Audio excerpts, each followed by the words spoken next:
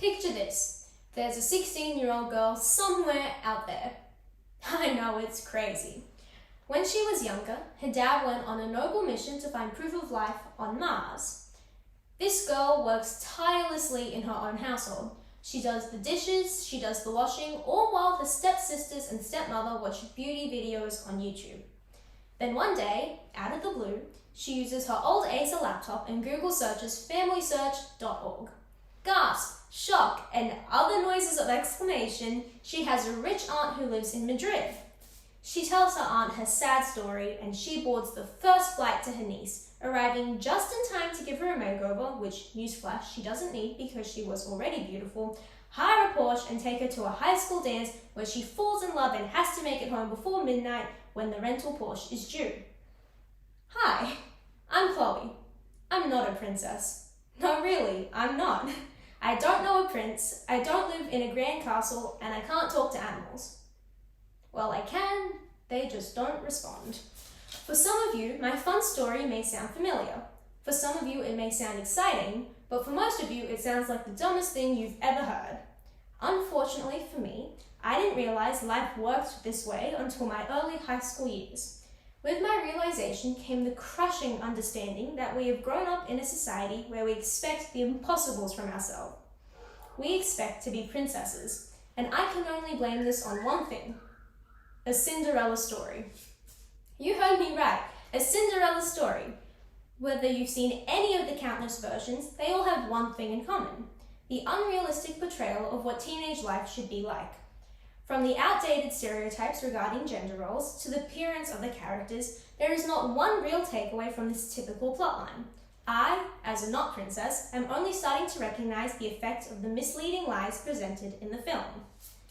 If we look at our first case study, the 2004 version of a Cinderella story, there is a focus on a 16-year-old girl named Sam whose father died when she was young.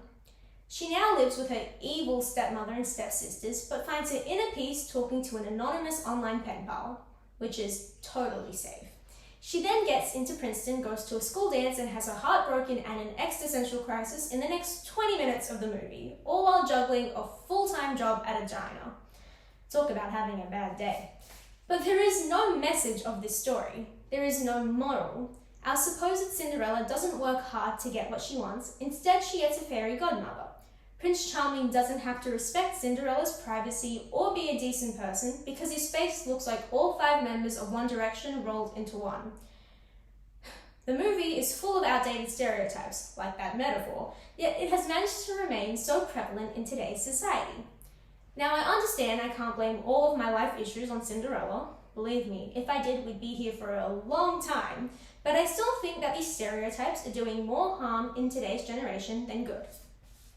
To prove my point, I asked 20 15 to 16-year-old girls to complete a survey called Just Some Questions to Prove My Point. The first question participants answered were, have you, at any time of your life, wanted to be a princess? 50% of the participants said yes, and another 45% said yes, but they would never admit it. I took upon myself to ask why they would never admit it. One person said it was because it was too embarrassing to want such an outdated lifestyle now that they had seen what it means to be a woman in the 21st century. Another person was ashamed to want something so unrealistic. I found people wanted to be a princess because, and I quote, they wanted to be rich and buy lots of clothes, or they danced really well in pretty dresses and were the closest thing to a living Barbie. The one person who did not want to be a princess said it was because ballerinas are better. I think the next question I asked was the real line of confusion. When asked, do you currently relate to the character Cinderella in any way, 40% said yes, 40% said no, and the remaining answered, I don't know. However, when asked why they related to Cinderella, there were only really 2 main reasons, and they were, I do housework too, and no one cares about her at the beginning. I think this is proof of the lack of empathy between Cinderella and the girls who are the target audience for this movie. If Cinderella is unable to be an adequate role model from a young age, how are children going to be influenced?